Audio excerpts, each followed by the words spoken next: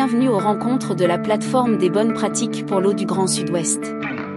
Aujourd'hui, nous accueillons Pauline Boyer et Émilie Laurent, cofondatrices de Soif la revue de l'eau, pour discuter d'eau en contexte de changement climatique. Bonne écoute. Bonjour à tous.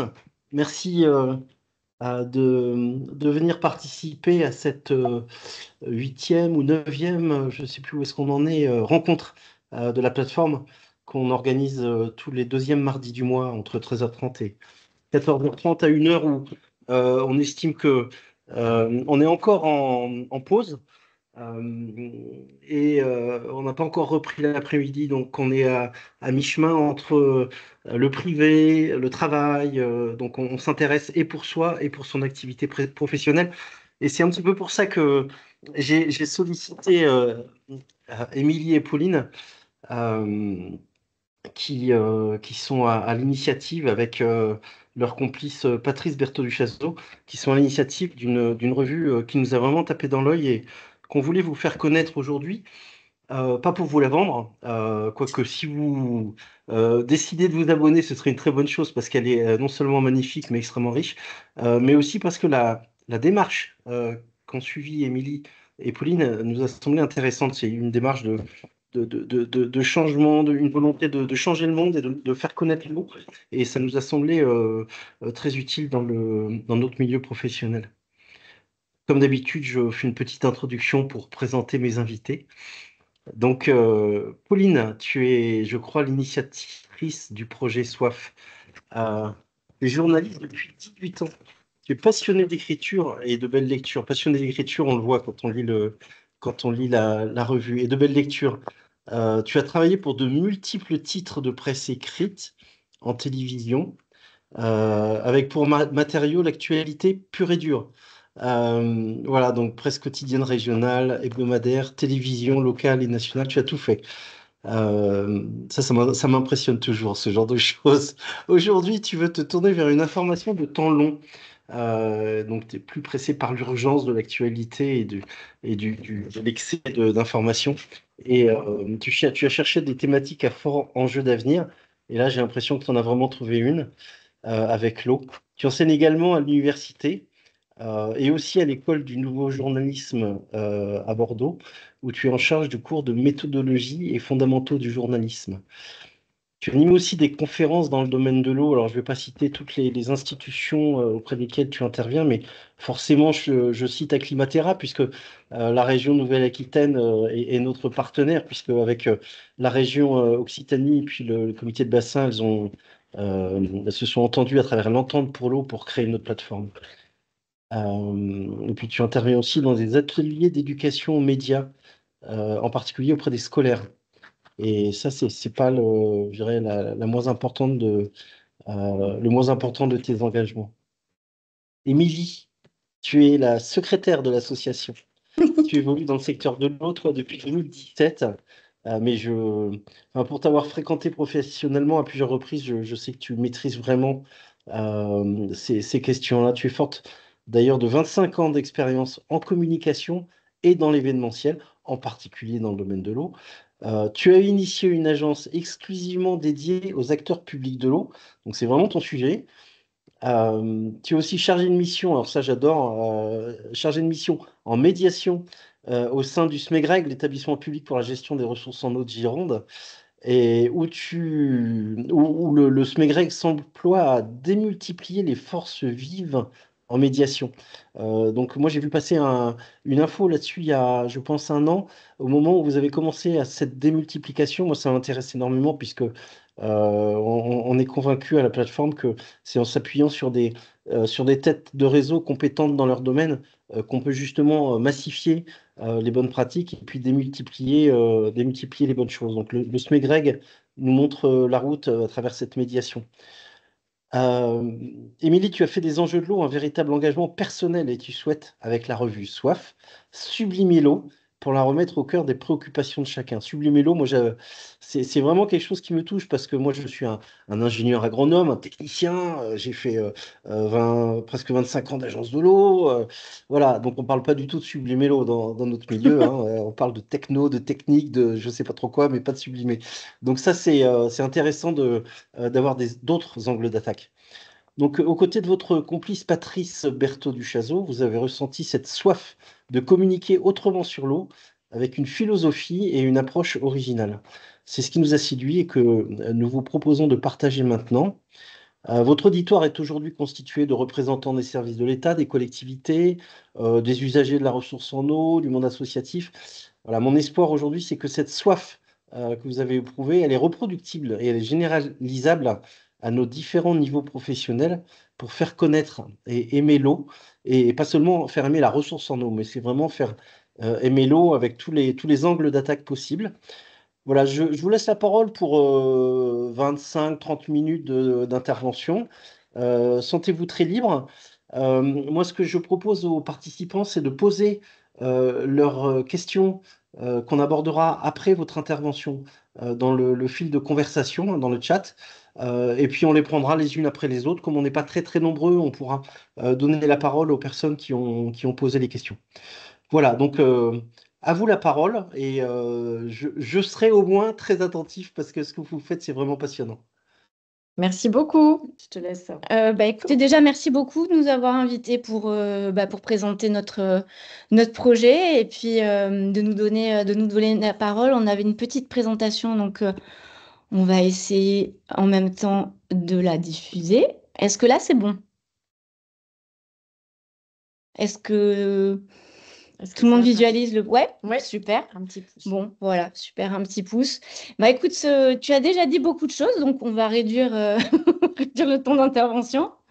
Effectivement, je te remercie pour cette présentation qui était très riche et qui est en fait la genèse du projet, qui avant d'être une aventure éditoriale est une aventure humaine, puisqu'on est 3 personnes qui sont immergées dans le sujet depuis effectivement quelques années. On s'est retrouvés effectivement avec Patrice Berthaud du Chazot et moi-même autour d'un projet événementiel dans le secteur de l'eau. Et c'est là qu'on a commencé à prendre conscience des enjeux qui étaient autour de ce sujet. Pauline, qui travaillait déjà quand même sur le sujet, nous a rejoints pour justement valoriser au niveau événementiel certaines prises de parole. Voilà, des prises de parole. Et on s'est retrouvés autour d'un constat qui était que, en fait, personne ne voit l'eau. L'eau est complètement invisibilisée.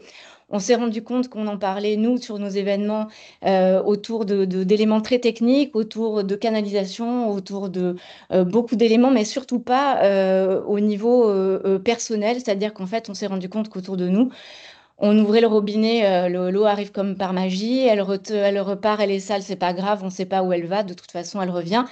Et elle est tellement invisible qu'on ne sait même pas combien on la paie. Donc, ça, c'est vraiment quelque chose qui a pris vraiment une importance très, très grande autour de nos engagements à nous.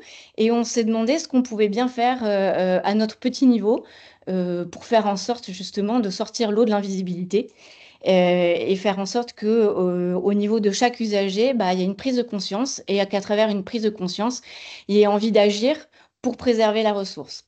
Et en discutant, et surtout parce que Pauline a cette grande expérience de la presse et du journalisme, on a commencé à réfléchir à ce support qui est donc qui est aujourd'hui à son presque 3e numéro.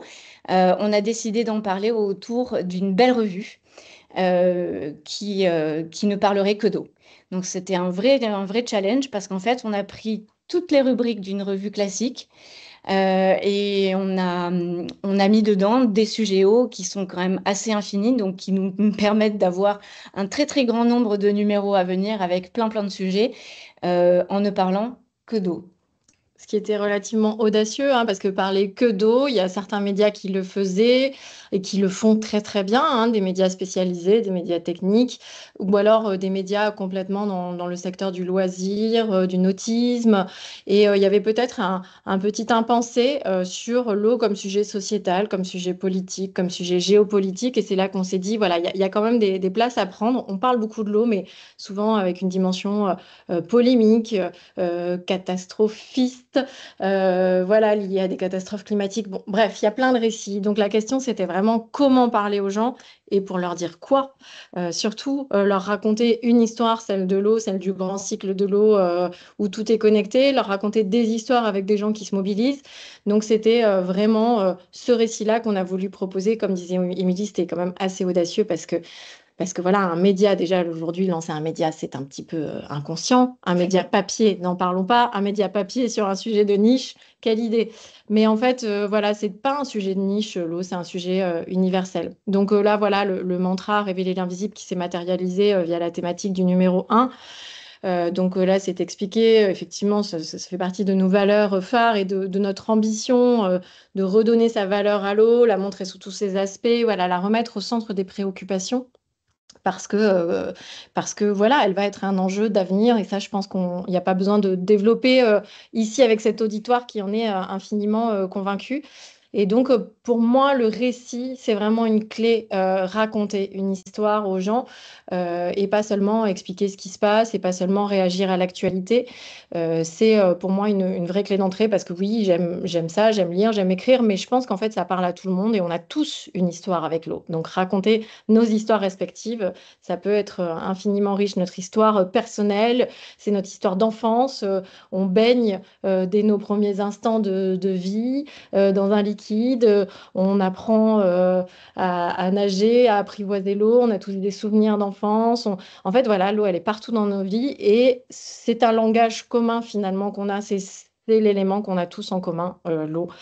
Donc voilà, c'était vraiment le cœur du sujet. Et notre philosophie, c'est vraiment de proposer un outil qui soit pédagogique, didactique, tout en étant un peu aspirationnel, quoi, qui fasse, enfin, qui fasse germer des graines, qui nous donne des idées, qui nous donne envie d'agir, parce qu'on voit des gens qui font des choses, parce qu'on voit des gens qui se mobilisent, parce qu'on comprend des phénomènes scientifiques. Et voilà, il y a cette phrase qu'on aime beaucoup, qu'Heidi Sevestre, qui est l'invitée de notre entretien fleuve du numéro 1, citée, et en fait, elle l'a récupérée d'un ingénieur agronome sénégalais, qui est donc à la fin, nous préserverons seulement ce que nous aimons, nous aimerons seulement ce que nous connaîtrons, et nous connaîtrons seulement ce qui nous aura été enseigné. Et donc là, voilà, nous, on se situe à chaque verbe, en fait, de cette phrase-là. On a envie de préserver, d'aider à préserver, on a envie de faire aimer, on a envie surtout de faire connaître et d'enseigner plein de choses dans le domaine de l'eau.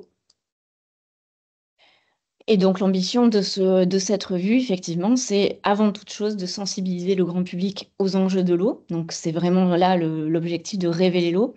Développer la connaissance, parce qu'à travers les histoires, c'est aussi mettre beaucoup d'informations dedans. Alors certes, c'est rendre poétique quelque chose de très technique, et c'est là tout l'enjeu de notre revue. Et forcément, c'est inciter les actions exemplaires et les comportements responsables, c'est-à-dire que, comme disait Pauline, on ne protège que ce qu'on connaît, et donc c'est vraiment voilà, agir en entonnoir comme ça, sensibiliser, qu'est-ce que c'est l'eau, ça nous entoure, mais qu'est-ce que, voilà, en fait, ça nous entoure, mais c'est dans absolument tout, c'est dans nos souvenirs, c'est à 70% dans notre corps, c'est à 70% de la planète. Donc voilà, c'est donc un élément qu'il va falloir protéger. Et quand on raconte ces histoires, on pense qu'effectivement, les gens ont cette prise de conscience et ont de quoi agir derrière. Et c'était aussi pour combler un vide médiatique parce que, voilà, tu l'as dit, Pauline, tout à l'heure, a priori, il n'y en a pas d'autres. Des revues qui traitent comme ça de l'eau exclusivement. C'est d'ailleurs quelque chose qui a pas mal freiné nos premiers lecteurs qui se sont dit, mais qu'est-ce qu'elles vont bien pouvoir raconter sur une centaine de pages en ne parlant que d'eau. Et ça a été la belle révélation après, puisque en fait, les gens nous ont avoué finalement qu'après, pour nous dire, bah, finalement, quand on a lu, on s'est rendu compte à quel point c'est riche, c'est vaste, c'est partout, c'est dans la culture, c'est dans la science, enfin, c'est vraiment Dans la santé, c'est chez les enfants, c'est partout. C'est d'ailleurs ce qu'on va vous montrer après. Mais effectivement, on a voulu par là combler un vide médiatique. Et à travers quoi? À travers cet objet qui, alors peut-être que certains le connaissent, j'en ai vu dans l'assemblée qui l'ont lu. Un bel objet, c'est-à-dire qu'on a fait le choix d'une revue qui fait plus d'une centaine de pages. Le premier numéro faisait 100 pages, le deuxième en compte 116, autour d'un parti pris qui est quand même assez esthétique, donc où on a de la place pour justement l'espace et aussi pour les belles photos. On a des portfolios sur lesquels voilà, on a voulu aussi avoir des partis pris, mais des partis pris humains, parce que ce sont là encore des rencontres avec des photographes qui ont quelque chose à montrer, à expliquer. On a fait le choix d'un papier qui est beau, qui est épais, on vous en parlera un petit peu après, qui est aussi environnementalement respectueux, mais qui a un joli grain, et après avec une couverture assez engagée, des titres qu'on met du temps aussi à travailler et à choisir, de façon à ce que ça soit assez léché comme objet, de façon à ce qu'on ait envie de le garder. Et ça, c'est vraiment le premier, voilà, c'est vraiment l'objectif premier, c'est qu'il soit gardé, qu'il soit collectionné, et surtout qu'on ait envie de le garder à proximité, puisque on a 116 pages de contenu qui est quand même assez riche, assez dense. Il faut prendre le temps de le lire, ce contenu. Parce qu'on vous montrera après, on a des entretiens qui sont parfois qui dépassent les 10-15 pages. Il faut avoir envie de se plonger dedans, sans mauvais jeu de mots, et puis d'avoir aussi peut-être envie de le délaisser, de le laisser sur la table basse pour pouvoir mieux le reprendre. Et voilà, nous, on s'inscrit effectivement dans une tendance qui s'appelle le slow reading. Et ça va aussi avec certaines techniques aussi qui sont connues dans l'eau, qui est la prise de temps, laisser le temps aussi de faire les choses. On est dans une société actuellement qui est extrêmement contrainte dans le temps. On consomme de l'information à grande échelle sur les chaînes qui ne font que répéter les choses. On scrolle de façon frénétique sur nos téléphones pour encore accumuler de l'information. Eh ben, nous, on est vraiment dans l'objectif complètement inverse, qu'on prend justement ce recul, c'est ce que tu voulais faire à travers Avec le geste, recul, vous ne voyez pas, mais on communique aussi, on a un extra langage, on a développé un extra langage. Et donc voilà, l'idée, c'est de prendre le temps pour respecter une ressource qui, elle, prend son temps. Donc oui, Émilie l'a dit, le recul indispensable. Les médias traitent d'eau, mais de manière immédiate. Et donc nous, voilà, on prend ce petit recul, on essaie de trouver des angles un peu décalés, on essaie de faire un pas de côté pour traiter cette thématique. Donc voilà, nos rubriques incontournables, on ne va pas toutes vous les citer, on vous laisse aussi prendre connaissance.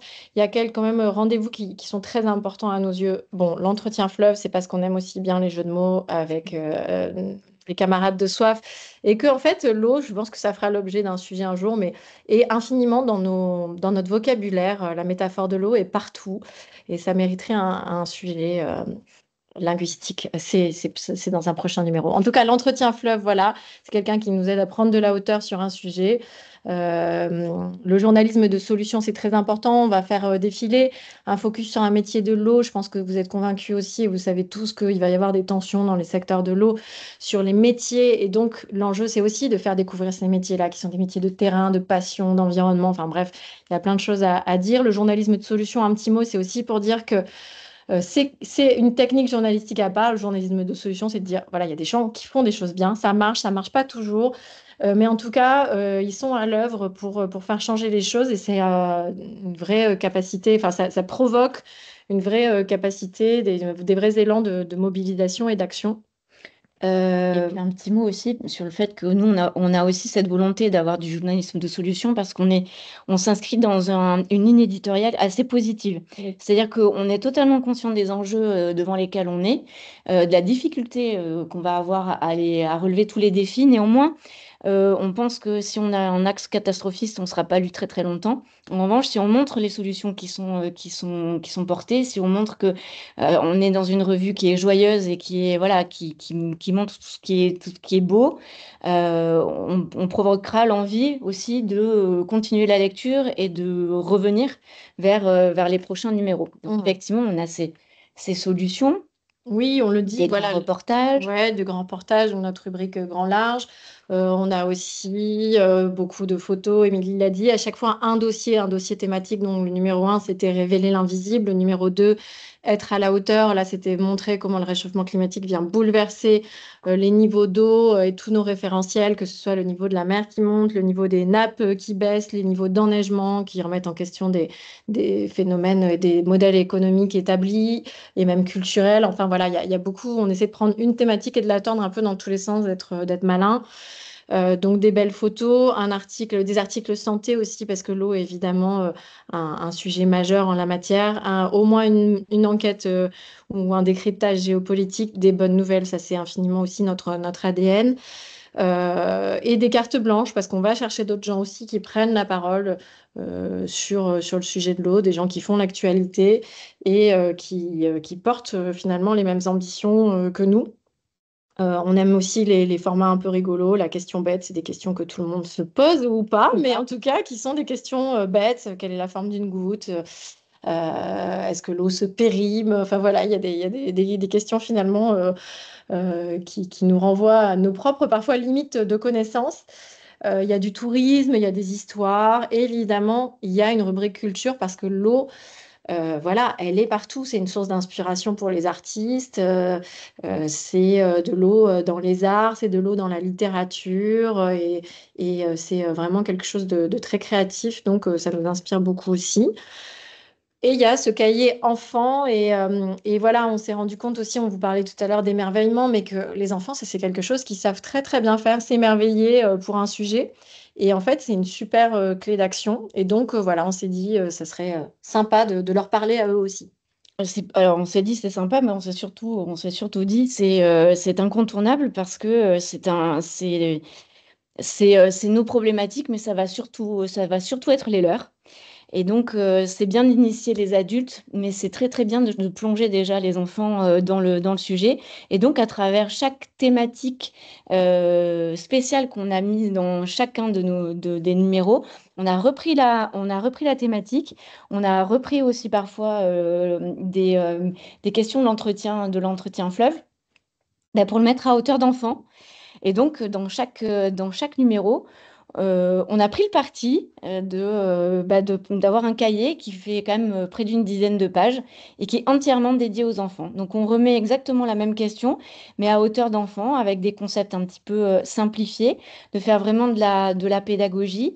Et puis, que les enfants puissent aussi en parler avec leurs parents, en parler autour d'eux, parce qu'il y a un chiffre qui est très, très intéressant, c'est que derrière chaque enfant, il y a 7 adultes qui sont sensibilisés. Et ça, pour nous, alors voilà, ça peut paraître étonnant au départ d'avoir voilà, un cahier enfant dans des sujets quand même très, très, des problématiques très, très techniques, voire donc d'adultes.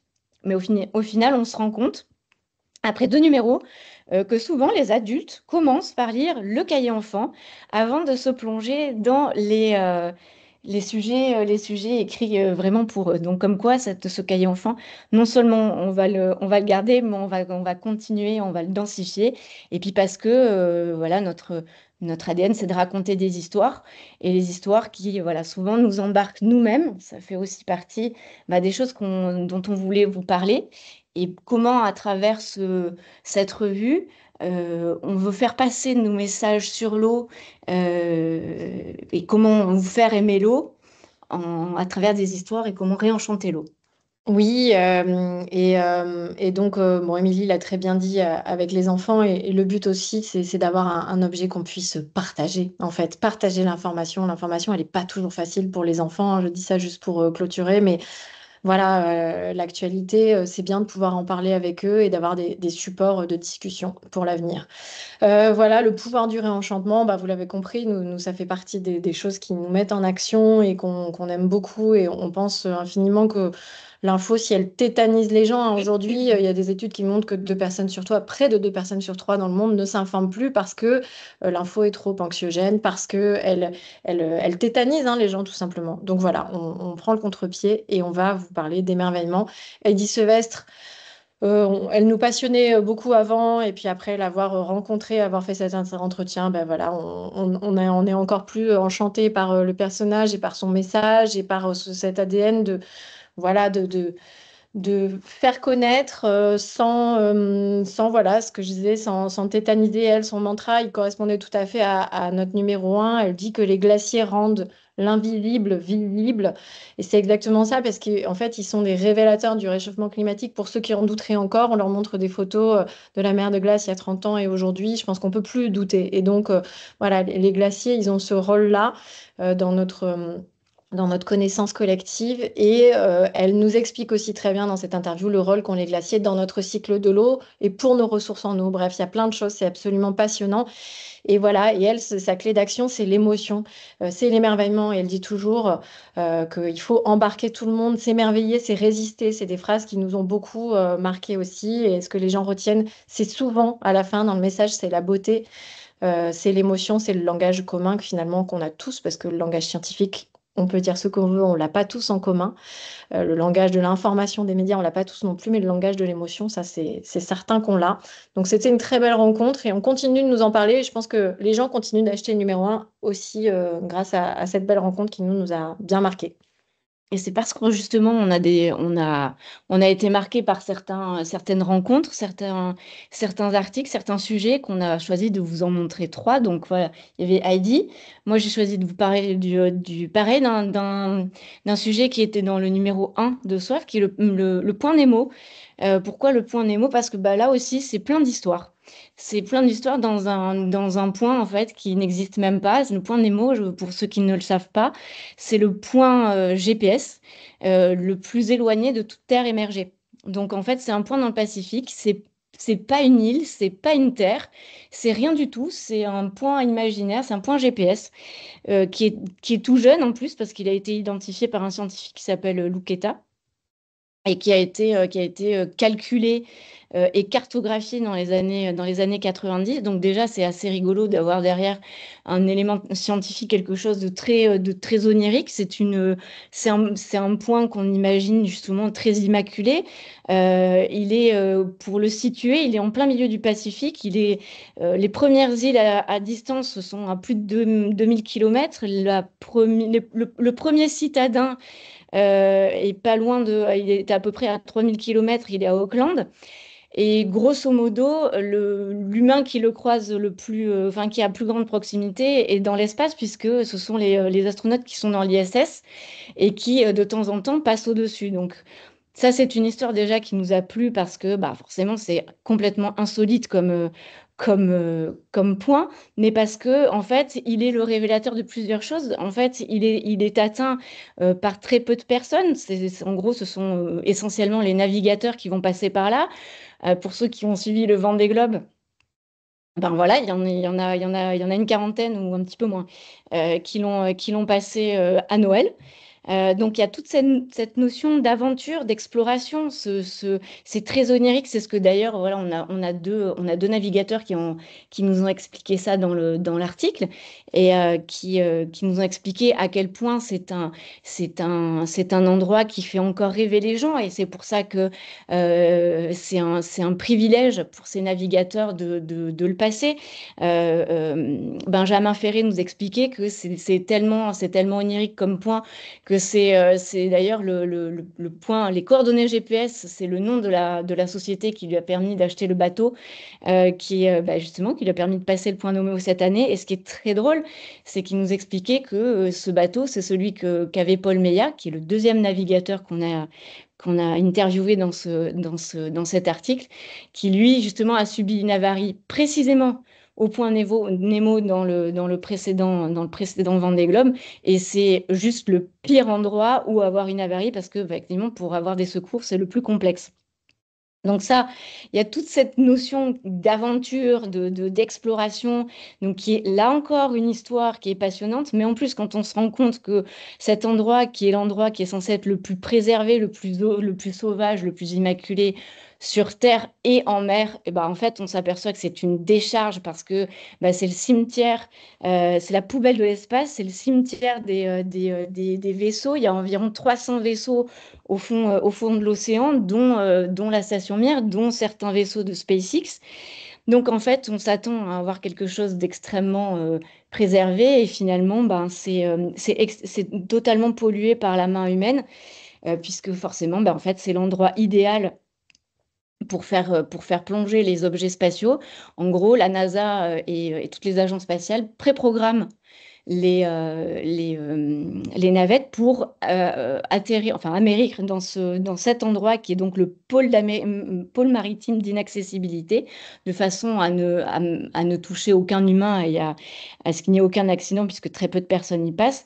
Et donc, en fait, comme le dit le philosophe avec lequel on s'est entretenu dans dans cet article, en fait, c'est l'endroit qu'on aurait imaginé le plus protégé et qui devrait être sanctuarisé, qui finalement est le lieu de la prédation humaine. Et ça, voilà, ben, ça fait partie des belles histoires qu'on raconte pour montrer que eh ben, l'eau, c'est vraiment tout ça. C'est de la littérature, c'est de la culture, c'est de la science, c'est des aventures, mais c'est aussi des grosses problématiques environnementales. Donc voilà, il y avait cet aspect-là, et je crois que le dernier qu'on a choisi Les fameuses coordonnées. les fameuses coordonnées. Attends, c'est bien, du coup, c'est pour ça que je ne l'ai pas retenu. Le dernier article qu'on a envie de vous expliquer et pourquoi ça nous a touchés, parce que c'était là encore une vraie rencontre humaine. Oui, bah, Aude d'Azur, c'est le reportage qu'on a fait pour le dossier du numéro 2. Donc, cette question des niveaux, on y allait avec l'idée de plein d'idées de reportages, de suivi. On aime bien se tourner vers les collectivités, vers les régies qui ont les mains au quotidien dans la gestion de l'eau. C'est aussi ça, révéler les métiers. Et puis, en fait, on a été très touchés par leur histoire. Après les incidents, les graves, la catastrophe climatique de la Vésubie. Donc, on se retrouvait là à la date anniversaire quelques années plus tard, c'était très fort. Et en fait, on s'est rendu compte que beaucoup des gestionnaires de la question de l'eau étaient aujourd'hui dans une gestion de crise permanente, c'est-à-dire qu'ils ont un savoir-faire, ils ont une technicité totale, un dévouement total pour assurer ce service public qui est vital à tous, qui est de nous donner de l'eau. Et qu'en fait, depuis quelques années, que ce soit à cause ou en raison des catastrophes climatiques, mais aussi du manque, de la sécheresse, enfin toutes les problématiques auxquelles cette régie a été confrontée à vitesse grand V et de manière démesurée en quelques années, ça nous a montré à quel point voilà, la gestion de crise faisait aujourd'hui partie de ces métiers, de vos métiers. Et derrière tout ça, il y a des histoires humaines folles, celle de la solidarité après les inondations, celle de gens qui mettent tout dans ce service public vital pour la population. Donc c'est un reportage à la fois technique mais humain très très fort pour nous et des belles rencontres. Et à chaque fois, ça va bien au-delà de nos attentes. On fait attention à l'heure parce qu'on voit quand même que l'heure tourne. Donc on va essayer d'aller vite sur la fin. Et vous expliquer en gros, vite fait, que c'est ce qu'on disait tout à l'heure, le choix qui a été fait de ne passer que par un format papier, c'est très assumé. Dans le sens où parfois on nous dit ah oui mais dans l'impression l'impression du papier est très consommatrice d'eau, et c'est là qu'en fait on essaie d'expliquer à quel point les data centers aussi sont très gourmands en eau, et que nous l'objectif c'est justement de pouvoir avoir une main sur l'impression enfin la fabrication du support. On s'est entouré de partenaires qui sont très engagés. On a une impression qui est faite localement. On est imprimé à La Rochelle avec une imprimerie qui a mis toute une démarche en place justement autour justement des encres écologiques, de son empreinte carbone, et bien sûr de la consommation d'eau qui est nécessaire. vous dire aussi qu'effectivement, on est un média 100% indépendant. Qu'est-ce que ça veut dire? Bah, ouais, ça veut dire qu'on n'ouvre pas la porte forcément à des publicités privées parce que voilà, cela pourrait un petit peu ternir ou brouiller le message qu'on souhaite passer. Donc, on a des partenariats publics, on pourra les détailler si vous le souhaitez, mais des institutions, des collectivités qui nous soutiennent et on les remercie, ce qui nous permet d'être indépendants et on dépend surtout de nos lecteurs et c'est la plus belle des dépendances. Donc, voilà, on a besoin de lecteurs pour assurer notre pérennité. Voilà ce qu'on peut vous dire dans les grandes lignes sur cette indépendance, sur agir à notre échelle. On pense que voilà, notre média, il touchera pas tout le monde, mais peut-être qu'au technicien, il apportera un regard un peu poétique sur ce matériau qu'on a tous en commun, qui est pour vous peut-être un matériau de travail. Pour ceux qui connaissent pas, ben, si en fermant soif, ils ont compris comment l'eau arrivait jusqu'à leur robinet, ou l'enjeu, ou la différence entre des nappes, enfin voilà, ce qui est vraiment une nappe phréatique, une nappe profonde, on sera contente aussi. Voilà, on va s'arrêter peut-être pour vous laisser la place aux questions, mais n'hésitez pas, diffusion, voilà, direct via notre site internet, diffusion dans des points de vente, librairies, et voilà, et des événements thématiques sur lesquels on a un grand plaisir à vous retrouver.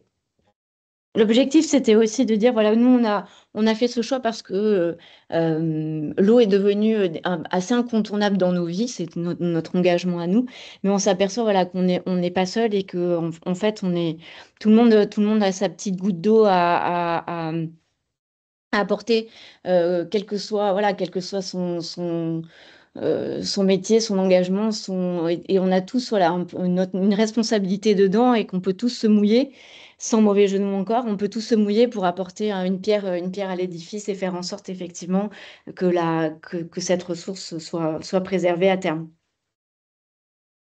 Je sais pas comment on sort de notre... Vous venez nous voir, désolé. En fait, on est très, très bavarde, donc on serait capable de tenir beaucoup. C'est normal que vous soyez bavarde, c'est votre bébé et c'est un magnifique bébé. Bravo, vraiment, je suis très touché pour ce que vous dites. Enseigner, connaître, aimer, le mot de l'agronome sénégalais, je crois, Ouais, que vous citiez tout à l'heure. Moi, ça me touche beaucoup parce que je connais un petit peu Saint-François d'Assise, qui était un grand amoureux de la création et qui, de la même façon, il essayait d'enseigner, de faire connaître et d'enseigner autour de lui pour aimer la création. Puis bon, voilà, c'est vraiment trois mots clés importants. Et je pense dans nos activités professionnelles, hein, votre exemple est inspirant. Alors nous, bien sûr, ça nous touche, hein, le fait que vous ayez votre rubrique journalisme de solutions. Hein, nous, c'est notre métier à la plateforme. Donc c'est pour ça aussi on se sent des affinités avec votre activité. Moi, je retiens aussi le fait de se baser sur le temps long.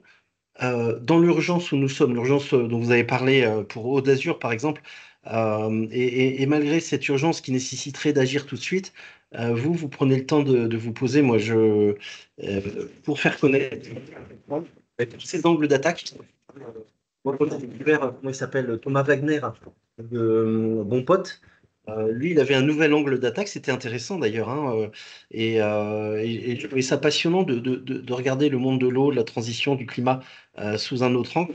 Et vous faites la même chose, mais avec une cinquantaine d'angles d'attaque différents, et c'est passionnant. Et puis votre ligne éditoriale positive, nous aussi, on a bien conscience que on peut pas faire peur tout le temps, au risque de rebuter.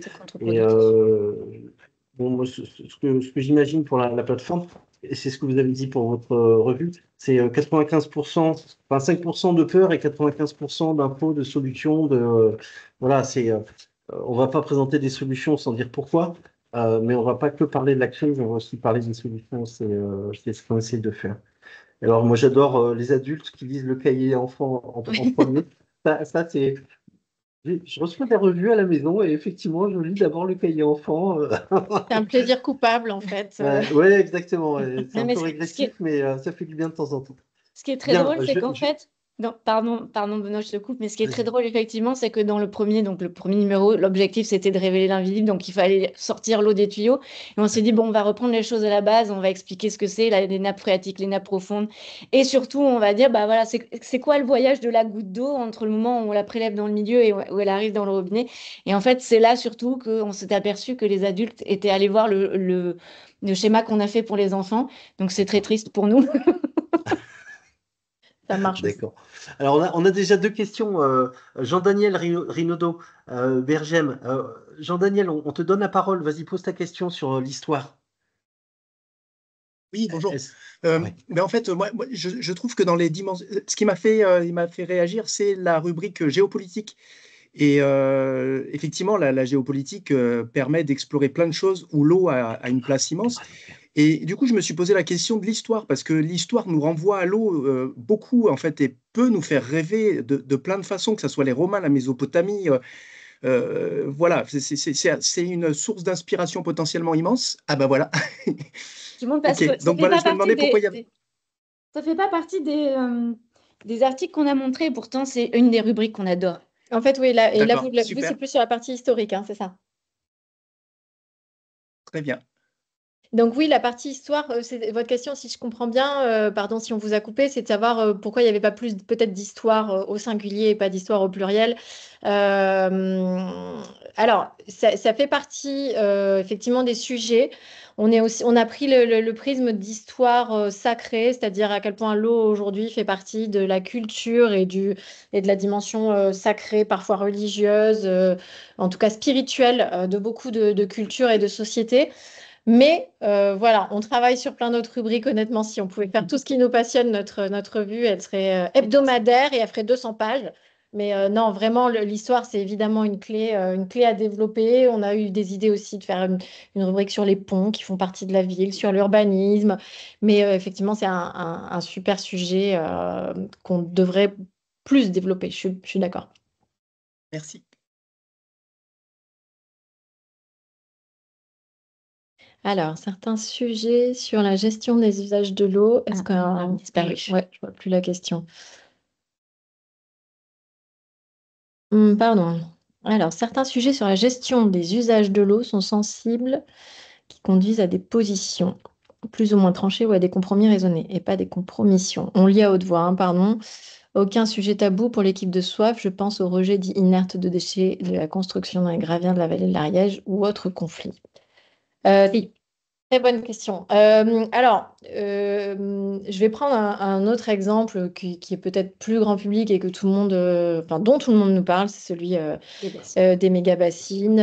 Voilà, dès qu'on dit qu'on a une revue sur l'eau, tout le monde nous dit, ah, voilà, vous parlez de ça. Ben, on leur dit, bah non, justement, on n'en parle pas. Parce que plein de médias en parlent et donc, voilà, on essaie aussi de produire d'autres informations qui permettront peut-être d'alimenter le débat et de mieux comprendre ce sujet-là qui est devenu polémique. Donc non, évidemment, on s'interdit aucun sujet. Notre difficulté, c'est celle de la temporalité. Et un sujet à un moment où il fait polémique, 6 mois plus tard ou 4 mois plus tard, quand on travaille dessus, où en est-on? Donc on est un petit peu obligé de prendre du recul et de sortir justement de ces moments où les sujets sont polémiques pour trouver un traitement et un angle un peu différent. Ce qui veut pas dire que ça ne nous intéresse pas ou qu'on mette des œillères, c'est juste que voilà, faut trouver le bon angle d'attaque et le bon moment. Mais effectivement, n'hésitez pas à nous alerter sur plein de sujets parce que on est tellement voilà, sur tous les fronts qu'il y a des fois, on rêverait aussi d'avoir plus le temps de l'éditorial, même si on y consacre évidemment beaucoup de temps, mais d'être alerté sur les sujets. Et je ne sais pas si tu voulais dire quelque chose, donc je note la vallée de l'Ariège, mais il y a plein d'autres conflits.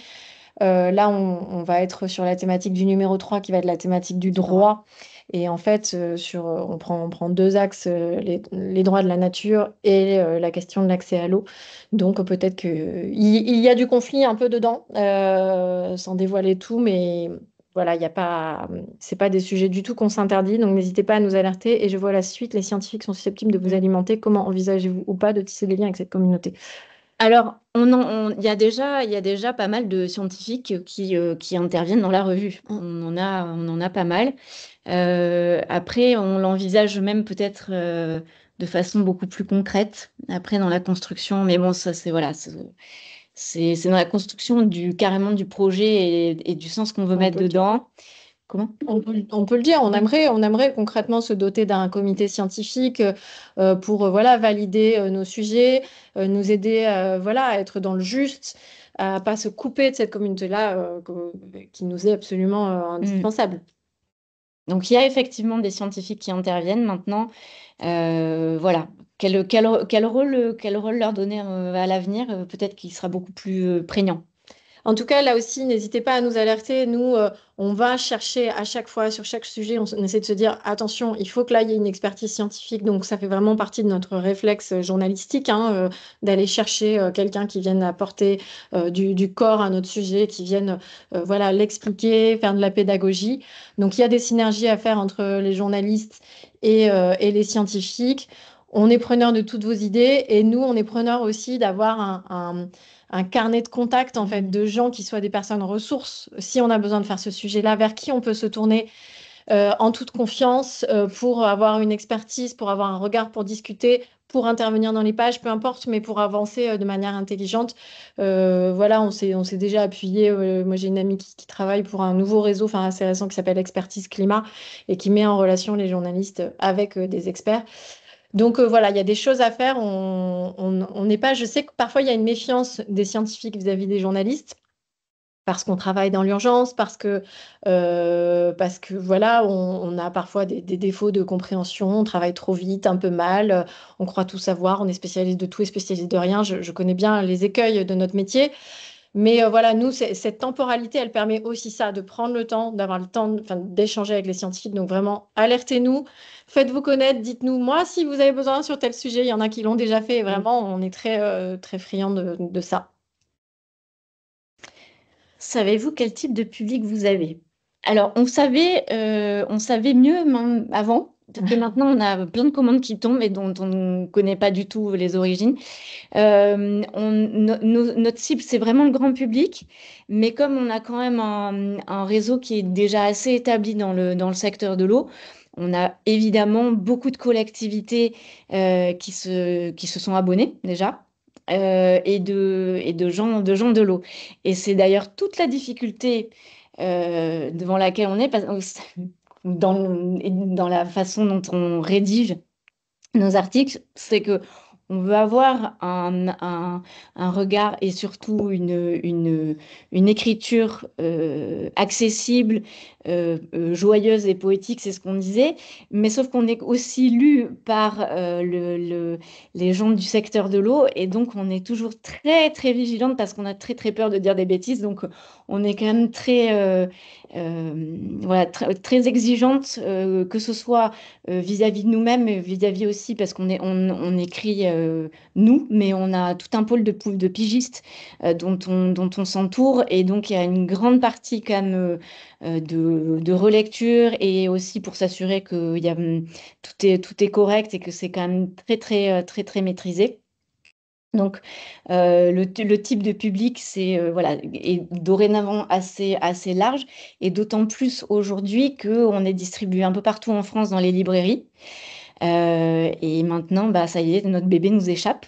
On ne sait pas très bien qui le lit, mais forcément, on pense des gens qui sont attirés aussi par la question environnementale, par l'aspect esthétique du support, qui est forcément la première clé d'entrée. Et donc, maintenant, voilà, ça nous échappe. Oui, mais c'est vrai que plusieurs fois, on a rencontré des gens, encore samedi. Alors, je ne sais pas si le monsieur que j'ai rencontré samedi est là. Si c'est le cas, je suis ravie et bonjour. Mais voilà, c'est quelque chose qu'on nous dit. C'est souvent des gens qui, comme vous, sont dans le secteur et disent, moi, je trouve ça intéressant, mais je ne sais pas trop comment on y prend. On sait qu'on doit aller vers le public, on ne sait pas trop comment. Ah ben bonjour Thomas.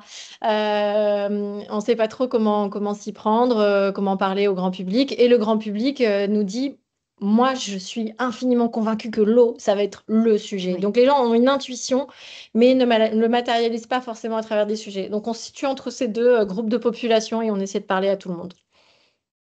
C'est pas facile. Donc voilà. Donc Thomas, nous avons déjà échangé samedi. Ok, C'est précieux. merci Thomas pour ta question. Et puis pour ton commentaire, hein, c'est précieux d'avoir, pour des pros, d'avoir aussi accès à cette vision poétique, esthétique, et ça change comme je disais tout à l'heure, de la technique des techniciens, dont je fais partie et certains d'entre nous. On a Monsieur Koubès, qui est retraité du BRGM, qui veut poser une question. On va lui donner la parole en lui demandant, comme d'habitude, d'être aussi synthétique que possible et de poser une question. Voilà. Monsieur Koubès, la parole est à vous. Si vous enlevez votre micro, si vous mettez votre micro.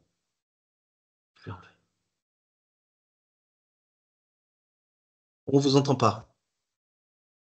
Peut-être une question à l'écrit. Sinon, inscrivez votre question dans le fil de conversation. Je regarde s'il y en a qu'on aurait laissé passer, quel type de public.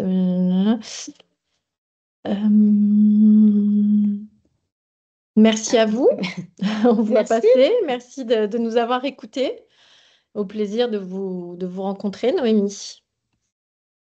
Alors, en attendant, peut-être que M. Koubès arrive à activer son micro ou à nous écrire son message.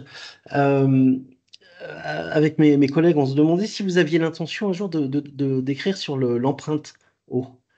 On écrit sur l'empreinte eau, ça fait partie des rubriques. Ça en fait déjà partie, d'accord. Oui, en fait, on a une rubrique qui s'appelle l'objet. Donc, dans le numéro 1, c'était la bouteille d'eau. Eh oui, bien Combien d'eau pour une bouteille d'eau? Parce qu'en fait, quand on a l'impression de consommer 50 centilitres, en fait, on en boit quasiment 6, compte tenu de l'eau nécessaire pour produire, rincer, faire pousser. Voilà. Et la deuxième, c'était le burger. En revanche, le burger, on n'a pas su. C'est trop. C'est trop. C'est trop. On a arrêté de compter. Ah, je compte un écho. Donc oui, l'idée, c'est de populariser effectivement ce concept parce que l'empreinte carbone, je pense que même si tout le monde ne maîtrise pas tous les tenants et les aboutissants, ça reste, c'est devenu un concept assez partagé. Et l'empreinte eau, on pense effectivement que ça mérite d'être diffusé. Donc on a cette petite rubrique, l'objet. On prend un objet, on essaie de décrypter combien d'eau est consommée derrière. Le burger, je dois reconnaître qu'on s'est un peu arraché les cheveux. Et évidemment, c'est pas la même chose si on le mange dans une grande enseigne. Je ne sais même pas les couleurs parce que je n'y vais jamais, c'est rouge et jaune. Ou dans un petit bistrot de quartier qui fait du local. Alors en fait, Anthony me pose la question piège qui va encore plus loin, c'est est-ce que vous savez quelle est l'empreinte eau de cette revue que j'ai entre les mains? On est dessus. Vous êtes dessus? Oui, Émilie a très bien dit tout à l'heure que notre librairie, parce qu'il n'est pas de la nôtre, mais celle avec qui on travaille, imprimerie, pas librairie, tout à fait, qui a fait un travail. En fait, ils ont des clients qui leur demandent leur empreinte carbone. Donc, ils ont commencé à mettre ça en place et par dossier, ils arrivent à sortir l'empreinte carbone. Et nous, on leur a dit, nous, on aimerait bien l'empreinte eau. Donc, ils ont leur chiffre global de consommation et c'est un travail sur lequel ils sont en train de bûcher. Donc, on l'aura. C'est une question qu'on nous pose souvent qui n'est pas du tout piège et on est bien content qu'on nous la pose, qu'on nous challenge un peu. Et c'est aussi pour ça d'ailleurs que l'un des premiers chiffres qu'on a mis en avant, et alors d'ailleurs je tiens à le dire, vous pouvez découvrir cet article là, 28 milliards. 28 milliards, c'est le chiffre et c'est en litres le volume d'eau prélevé par Google en 2023, dont 2 tiers pour la consommation de ces data centers. Donc, 2 raisons pour lesquelles on en parle. 1, ça fait partie de l'empreinte eau. 2, ça fait partie des raisons pour lesquelles nous, on est un média imprimé et on ne va pas aller sursolliciter les data centers parce que nous, on va rester chez vous et on va être collectionné parce que la revue est très belle.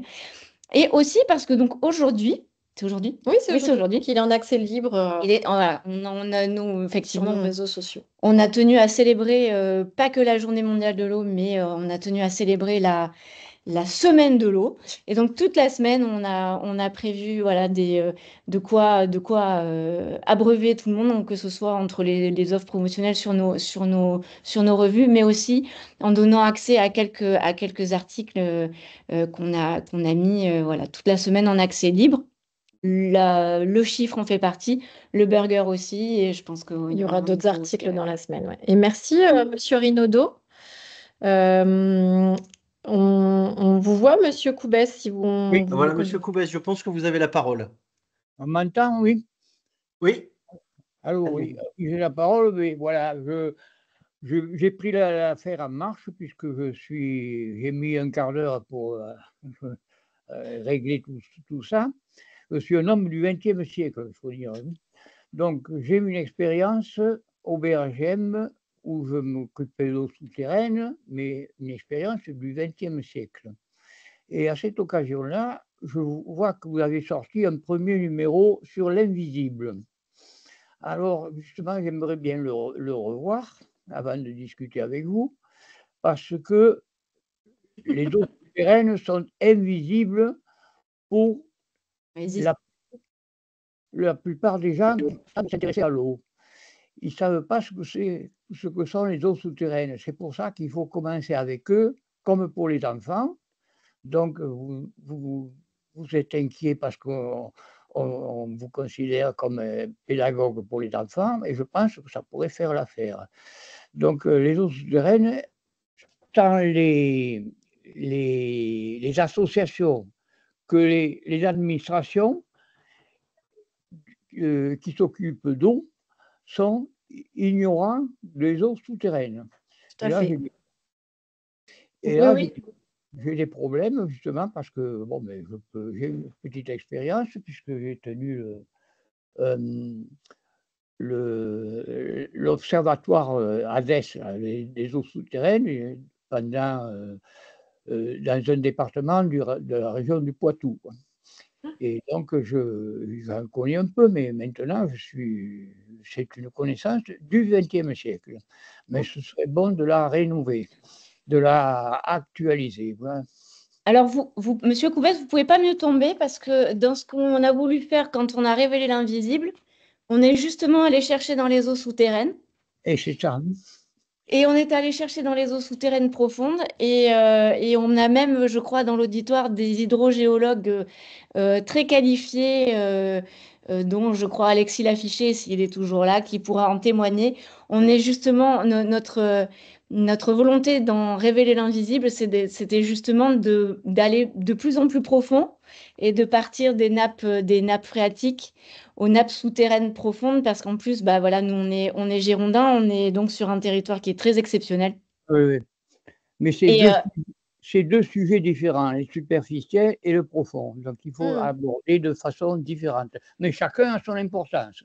Absolument. C'est un peu ce qu'on a fait dans cet article, qui est un peu le b.a.-ba des nappes, où justement on disait exactement ce que vous disiez, c'est-à-dire qu'on les imagine mais on les voit pas, on les nomme phréatiques, profondes, souterraines. En fait, personne n'y comprend rien, soyons honnêtes, à part les spécialistes, mais dans le grand public, voilà, quand on pose la question, parce que quand on a fait un certain nombre de rencontres et on pose des petites questions comme ça, pièges en début de séance, et on voit bien que les gens ne maîtrisent pas les différences.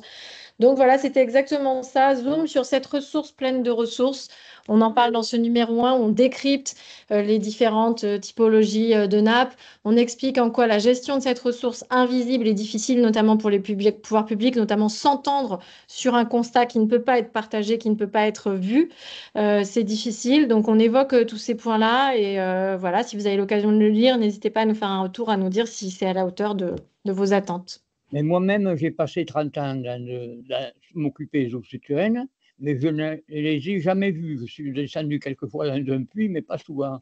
Donc, on peut dire que je ne sais qu'une chose, c'est que je ne sais rien. Eh ben, c'est une très bonne conclusion. Merci, monsieur Coubès, parce que je pense que c'est exactement à ça que tente de répondre la revue, c'est qu'on ne sait rien et on essaye de voir l'eau par plein de points de vue différents. On a atteint leur limite. Merci beaucoup, merci infiniment Pauline et Émilie pour vraiment votre démarche vraiment inspirante, enthousiasmante. Et puis j'espère que j'ai vu que le CPIE là, nous dit au revoir en vous annonçant une prise de contact ultérieure. Je pense qu'on est vraiment et dans votre mission et dans celle de la plateforme, c'est de nouer des contacts pour faire connaître l'eau. Donc, merci beaucoup à vous. Oui. Un grand merci à vous de nous avoir accueillis, aux participants de nous avoir écoutés et à Amélie Rochas qui a quand même passé une commande pendant qu'on était en train de parler. Et là, vraiment, vraiment merci. Ah, bah, très bien. Ça veut dire qu'on a été convaincante. La Dreal Nouvelle-Aquitaine, donc s'intéresse à vos travaux. Merci beaucoup. Et il y a toutes nos coordonnées sur notre site. Vraiment, n'hésitez pas, pardon Benoît de vous couper la parole, n'hésitez pas à nous contacter pour poursuivre les échanges. On a besoin de vous, les spécialistes, vraiment. Ouais, ouais. Donc on met l'enregistrement et votre diaporama sur notre site aussi, hein, donc vos coordonnées seront disponibles comme ça. Et notre prochaine rencontre, ce sera avec Sonia Siauve, le deuxième mardi d'avril, ça doit être le 8 avril. Et elle nous parlera des résultats du projet de recherche du programme LIFE Eau et Climat, qui a produit beaucoup de livrables, beaucoup d'outils, et qui nous montrera quels sont ces outils et comment les utiliser. Merci beaucoup, Émilie. Merci beaucoup, Merci à vous. Pauline. Bonne Merci journée. infiniment. Et bonne journée à tous et bonne reprise du travail maintenant. Voilà, au revoir. Au revoir, merci.